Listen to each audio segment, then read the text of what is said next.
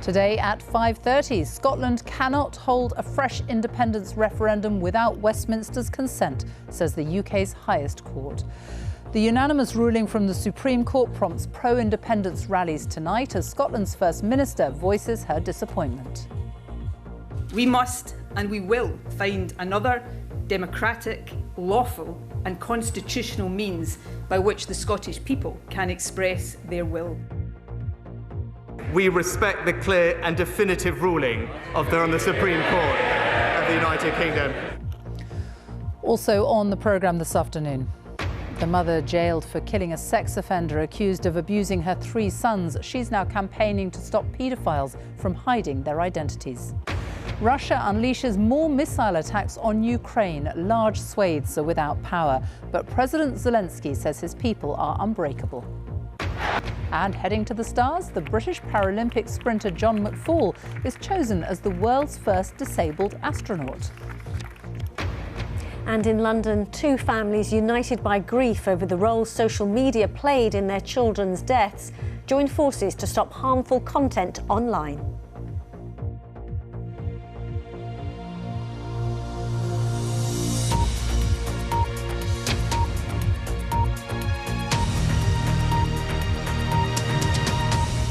Good afternoon. The UK's Supreme Court has ruled that Scotland cannot hold an independence referendum without the consent of the UK government.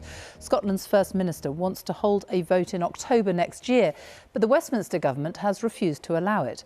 Nicola Sturgeon says she's disappointed by the decision and says the ruling exposes what she calls the myth of the UK as a voluntary partnership.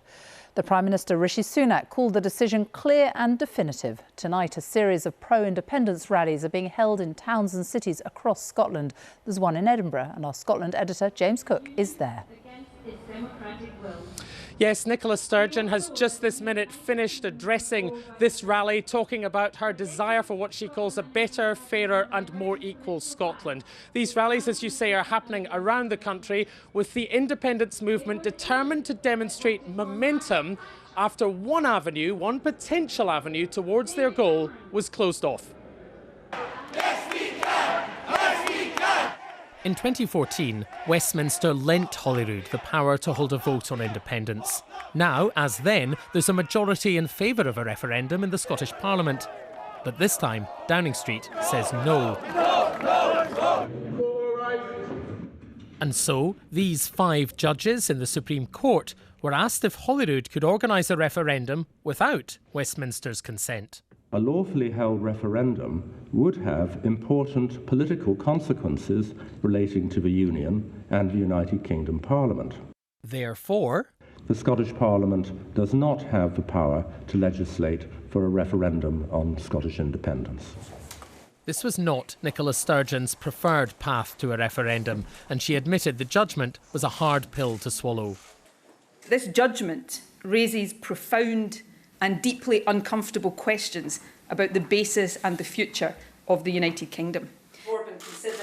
Her response? Trying to frame the next general election as a referendum in all but name. Her opponents say that's illegitimate, and even some on her own side are concerned.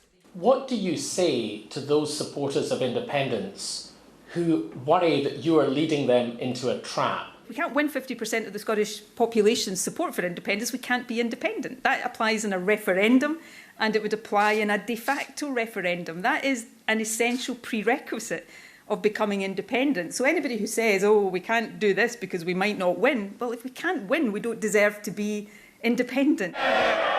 But the Prime Minister said after a clear and definitive ruling, it was time to move on. I think that the people of Scotland want us to be working on fixing the major challenges that we collectively face, whether that's the economy, supporting the NHS, or indeed supporting Ukraine. What right does a man with no mandate have to deny Scottish democracy? But, Mr. Speaker, when it comes to Scottish democracy, I'm pleased that the Scottish Government has one of the most powerful devolved assemblies anywhere in the world. So is this a bleak day for democracy or a triumph for common sense? I think it's a good thing.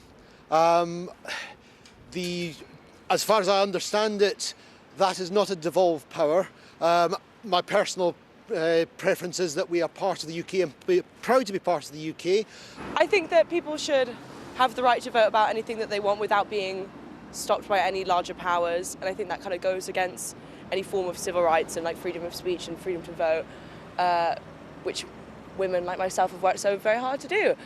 I don't think Scotland's ready for it. The last referendum debate was quite unpleasant. The political debate is quite unpleasant. I think most people would prefer things to settle down before having that again. I mean, everyone has different opinions on it, but I think them saying just straight away, like, no, you can't do it. It's not fair for, like, people of my age, who are just kind of starting to learn to vote and all that kind of stuff. And it's not fair for us, So, Scotland remains divided. Defenders of the Union may be quietly pleased tonight, but it's supporters of independence who are on the streets, demanding their voice be heard. So there are difficult questions for both sides this evening. For the Prime Minister, is this really what a voluntary union of equals looks like? And for the First Minister, how would this idea of holding a general election that is in fact a de facto referendum on independence actually work? And on that latter question, well, the First Minister pushed away some of those questions today, saying there will be a special SNP party conference in the spring to address some of those issues. And they are tricky issues to address. James Cook, thank you. A mother who killed a man accused of sexually assaulting her sons is campaigning to stop paedophiles changing their names to hide their identity. Sarah Sands was jailed for 7.5 years for the manslaughter of 77-year-old Michael Plested in 2014. Her 3 children said he had sexually abused them. Our Home Affairs correspondent June Kelly has been hearing her story. Sarah Sands back in Silvertown in East London, where as a single mother she made a home with her family. Took everything from me. And where 8 years ago she stabbed to death a neighbour accused of sexually assaulting 3 young boys. She'd originally befriended Michael Plested, who was 77. What we can report for the first time is that all 3 children he was accused of abusing were her sons. They've now turned 18 and have waived their right to anonymity to speak publicly about seeing their mother go to prison. It was just like the little things you miss. When she was gone, obviously it's like near difficult to have come to her about like a certain problem. Like sometimes you just want to really tell your mum a problem. Sarah, did you feel remorse? Absolutely. Absolutely. And why did you feel remorse? I bring life into the world. It never occurred to me that I would be guilty of taking life out of the world. While he was awaiting trial for the offences against her boys, Michael Plested was allowed to live back on the estate. Sarah Sands was caught on CCTV as she made her way to his flat. She says she wanted to appeal to Plested to plead guilty and spare her sons the court ordeal. She was carrying a knife. She says after he accused her children of lying, she stabbed him. She did this 8 times. He bled to death. Sarah Sands was found guilty of manslaughter rather than murder on the grounds that she'd lost control. Her original sentence of 3.5 years was deemed to be too lenient and was increased to 7.5 years. The offender took with her to the scene a knife which was used in the infliction of fatal injuries when the jury was sure that at the time she intended to cause at least serious, grievous bodily harm. The offender, having fatally stabbed the deceased, did nothing to assist him in that she did not call the emergency services. They absolutely have the right to demand answers from me. I had taken the law into my own hands. I had done that. After she killed him, it emerged that Michael Plested was already a convicted paedophile and had a long history of offending under his original name of Robin Moult.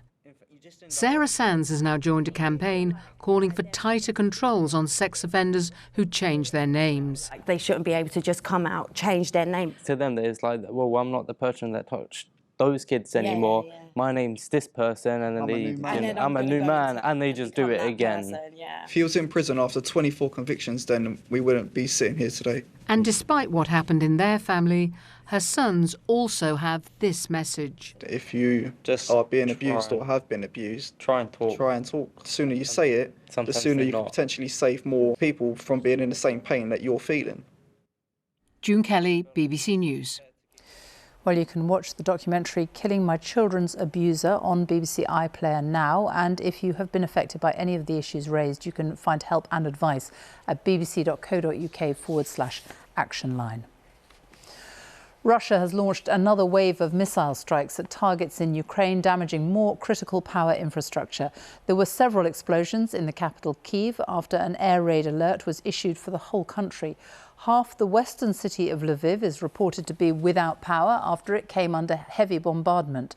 In the Zaporizhia region, a newborn baby was killed when a rocket hit a maternity unit overnight. Moscow has recently increased its attacks on Ukrainian energy networks. Ukraine's President Zelensky tonight said Ukrainians would get through it all and restore it all because they are unbreakable. Our Europe correspondent Jessica Parker reports from Kyiv. Smoke billows out on the horizon from Kyiv, a city, a country, again waiting to see what damage has been done. Just outside the capital, these flats, these homes were caught up in today's strikes.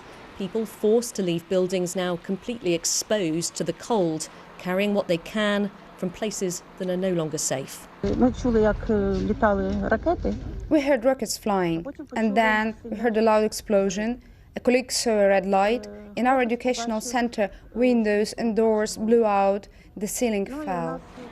The darkness sets in with few lights to show the way for people trying to find out what's happened and where to go next. We are evacuating people from the building that was damaged. Those who need to sleep somewhere, we are taking them to a hotel where they can stay as long as they need. There will be food and heating there. That bus is just leaving, taking residents who can no longer stay in their homes, perhaps because of the damage, but also there's no power here. The only reason we can see anything at the moment is because of the lights coming from the emergency vehicles, fire trucks and police cars. People here, there's a lot of activity, but they just pass you like shadows. Tonight, this city and the area around it left in the dark after strikes that have hit across Ukraine. Authorities had been working to repair energy infrastructure damaged in previous attacks. Today, a serious setback in trying to keep the country warm this winter. I've just lost my home, she says. He tries to comfort her. Tonight, Kyiv and many places plunged into darkness. Jessica Parker, BBC News. Strikes by Royal Mail postal workers scheduled for tomorrow and Friday will go ahead. Talks to resolve a dispute over pay have ended without agreement. Royal Mail say they've tabled their best and final offer, which includes a 9% wage increase over 18 months. The union has announced 10 more strike days, including Black Friday and Christmas Eve. But Royal Mail says they can't match the strikers' demands due to losses of £1 million a day. The Home Secretary has admitted that the UK has failed to control its borders and says she and the Prime Minister are determined to fix the problem. Speaking to MPs, Suella Braverman said the Home Office wanted to quadruple the rate at which it is making decisions on asylum cases to tackle the backlog in the system. Our Home Editor, Mark Easton, reports. Choppy waters have stopped migrants making the hazardous crossing to the Kent coast recently, but the sight of more than 40,000 asylum seekers arriving uninvited this year continues to cause a political storm. Can I welcome the Home Secretary? Today, the Home Secretary appeared before a committee of MPs and was asked about one of the key promises of the Brexit campaign she supported. We have failed to control our borders, yes, and that's why the Prime Minister and myself are absolutely determined to fix this problem. The problem's not just at the borders, though. Thousands of migrants are being housed in Home Office-acquired hotels around the country, most awaiting an initial asylum decision. The daily cost had been put at £7 million a day. Now, with more hotels being used, the cost will be even higher. This Iraqi asylum seeker, his wife and daughter have been living in a single room in a Home Office hostel in West Yorkshire for 11 months. He says the conditions have put a huge strain on the family. When I first came to the UK, I was happy. I arrived and felt safe. Since that time, it's got worse. My mental health and my family's mental health is degrading. The Home Secretary was asked what she intended to do about an asylum system where caseworkers seemed unable to respond to demand. We want to deliver sustainable changes to reach a minimum of 3 decisions per decision maker per week by May of next year. Is that feasible? If we look at the most recent published figures on the asylum system and compare the year 2015-16 with the last financial year, in both, a little over 20,000 asylum cases were completed by Home Office staff. But the number of caseworkers has increased significantly from 260 7 years ago to 614 last year. Now that means that back in 2015 the average caseworker completed 1.5 cases a week. Now productivity has more than halved at just 0.6 cases a week. So when Suella Braverman suggests that each worker should be completing 3 or 4 cases a week, she is envisaging a level of speed and efficiency never before seen. Refugee agencies say the key to solving the small boats crisis is to provide safe routes to the UK from conflict zones. But when challenged on how a 16-year-old fleeing a war zone in Africa might legally get to Britain to join a sibling, the Home Secretary appeared flustered. If you are able to get to the UK, you are able to put in an application for asylum. I would only enter the UK illegally then, wouldn't I? Well, that would, if you put in your application for asylum upon arrival, that would be the process that you enter. How could I arrive in the UK if I didn't have permission to get onto an aircraft legally to arrive in the UK? Let me just invite other colleagues if there's anything they want to add. The weather is currently giving the Home Office a welcome respite in small boats crossing the Channel. But when they resume, which they will, the challenges of a broken asylum system will become all too evident once again. Mark Easton, BBC News. The time is coming up to 10 to 6. Our top story this evening. Pro-independence rallies are held tonight as the UK's highest court says Scotland cannot hold a fresh independence referendum without Westminster's consent. And coming up, I'm here at Old Trafford, where after 17 years as owners, the Glazer family are ready to sell Manchester United. Also coming up, plans to cut numerous bus routes across London are virtually scrapped after a massive backlash by passengers. Plus, a special report from inside one of London's intensive care units.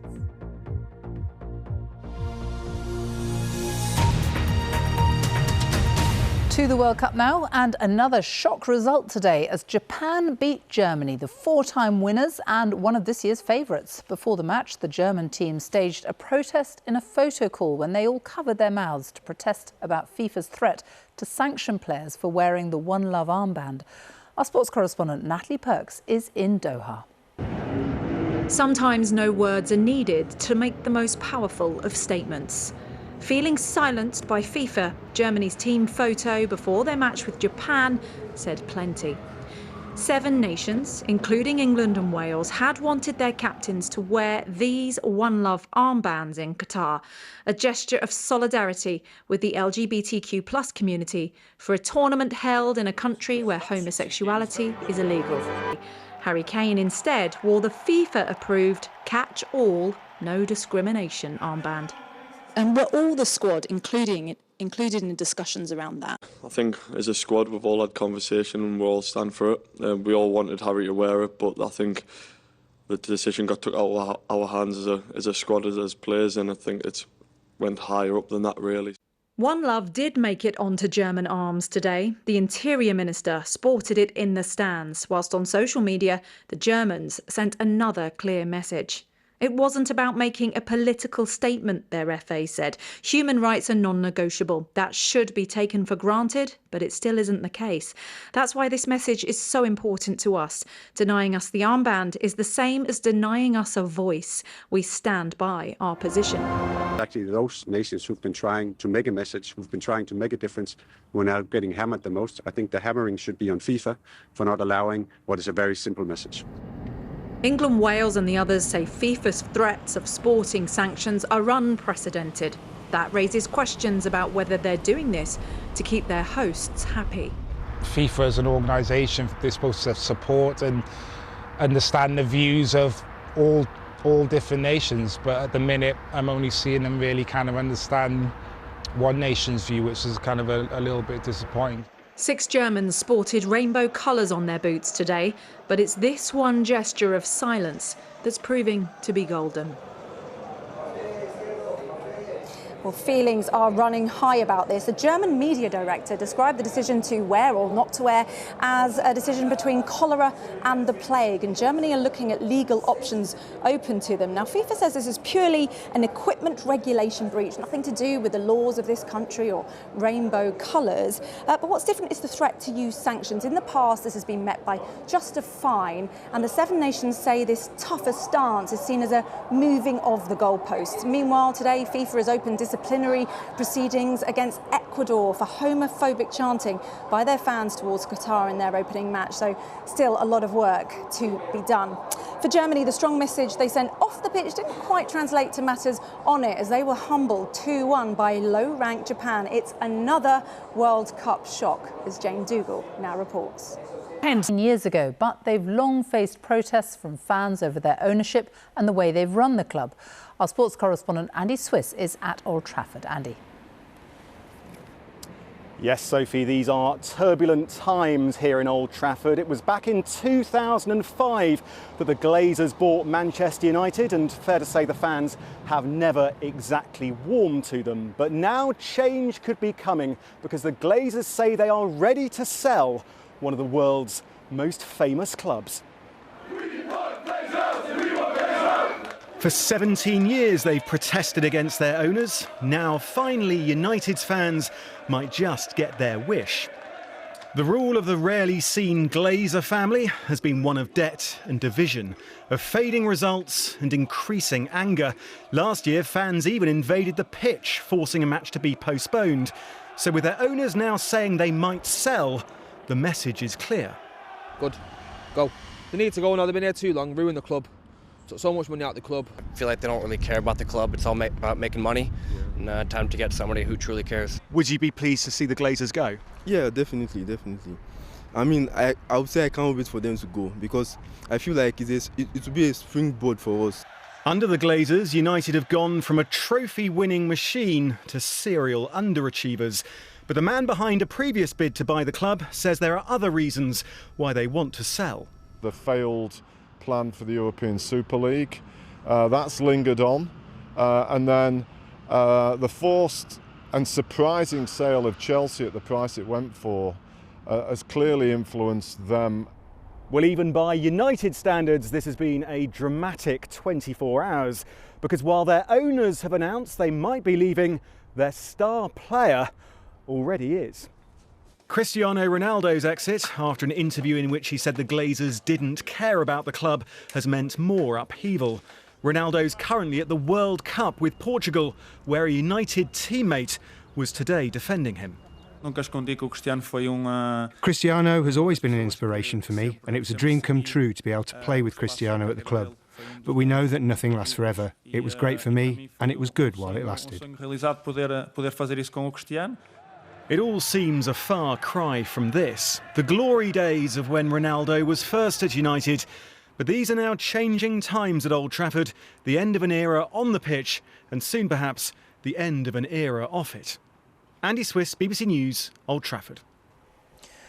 The musician Wilko Johnson, whose machine gun guitar style and manic stage presence was a major influence on punk, has died.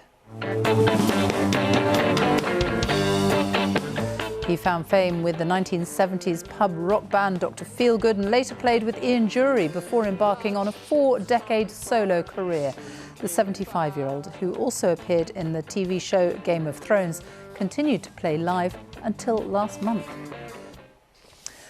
The European Space Agency has chosen the British Paralympic sprinter John McFall as the first disabled astronaut to join the space training team. He will work with designers and engineers to see if he can be the first disabled person to go into space. John McFall was named as part of the class of 22, which also includes British astrophysicist Rosemary Coogan. Our science editor Rebecca Morell has the story. It's the job of dreams. with an office that's got spectacular views, offering an out-of-this-world experience. Many would love to be an astronaut, but very few make the cut. Now in Paris, the European Space Agency has added some new names to the Roll of Honour. Selected from more than 22,000 applicants, this is the astronaut class of 2022. But for the first time, ESA is widening its pool of talent by recruiting the first ever para-astronaut. I think being an amputee, being an astronaut was never really on my radar. John McFall is a Paralympian sprinter. His right leg was amputated above the knee after a motorbike accident. He's been selected using exactly the same criteria as all European astronauts. The only difference is he has a disability. I thought I would have the skills, a mix of skills and scientific background, that I could really help them answer this very aspirational question of, can we get someone with a physical disability into space, to work in space safely? All astronauts have to undergo rigorous training. Part of John's job will be to test how the kits like spacesuits and spacecraft need to be adapted. His selection doesn't mean he'll definitely get to go into space, but ESA want to pave the way to make it happen. The people who've lived with a disability have overcome challenges through their life. The challenge of going into space, they bring something extra compared to the rest of the crew, and that's what we really want to bring through this project. The last time a British astronaut got one of the jobs was more than a decade ago. That was Tim Peake, who got his trip to the International Space Station in 2016. Now 2 more Brits may get the chance of a mission.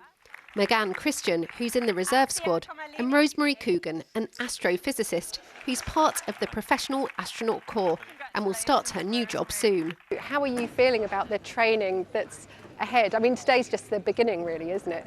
Yeah, absolutely. Today is just the beginning. It's the end of a very long selection process, but in no way an end. It's the beginning of a whole new chapter.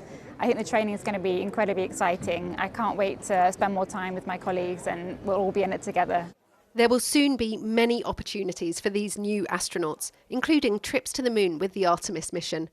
The hope is this marks the moment we open up space to everyone. Rebecca Morel, BBC News, Paris. Time now for a look at the weather. Ben Rich is here. Hello. Yes, Sophie, back down to earth with a bump and yet another wet day. I say yet another wet day across the UK because some places have had an awful lot of rain so far this November. Aboyne in Aberdeenshire, for example, more than double the rainfall we'd normally expect over the whole month of November. And it's not only in the north of the UK either. 2 locations on the south coast also have seen more than twice the rainfall they would normally expect for the whole month. And those rainfall figures were added to today by this band of wet weather that swept northeastwards. Lots of heavy thundery showers moving in behind, some accompanied by some really squally winds. There was a little bit of damage in places. Through tonight, some of those showers will continue. It stays quite breezy, but a little drier for most places by the end of the night. Temperatures generally 2 to 7 degrees. Could be some pockets of frost, particularly in the north of the UK. Now, most places tomorrow will start on a mainly fine note with some spells of sunshine. But here comes yet another band of heavy rain. Northern Ireland, southwest Scotland could see a lot of rain in a short space of time. That rain then getting into Wales, the southwest of England, accompanied by some really gusty winds, widely gusts of 40 to 50 miles per hour, maybe up to 70 miles per hour for some exposed coasts. And that band of heavy rain and strong winds continues to work its way eastwards as the day wears on. There'll be parts of northeast Scotland and eastern England that don't see the rain until quite late on. Sunshine and showers behind, a slightly milder feel, 9 to 13 degrees. But that band of rain with its brisk winds will eventually get into eastern parts of the UK through tomorrow evening. And then for Friday, actually, this area of high pressure builds close to our shores and gives a chance to draw breath. A somewhat drier day, still with a few showers, but more rain at times as we head through the weekend. Sophie. Ben, thank you. And that's it from us earlier than usual tonight. If you're just joining us now, apologies. It's because of the World Cup. We will be on again at 5:30 tomorrow evening for the same reason. Here on BBC One, it is time for our teams across the nations and regions for the news where you are. Goodbye.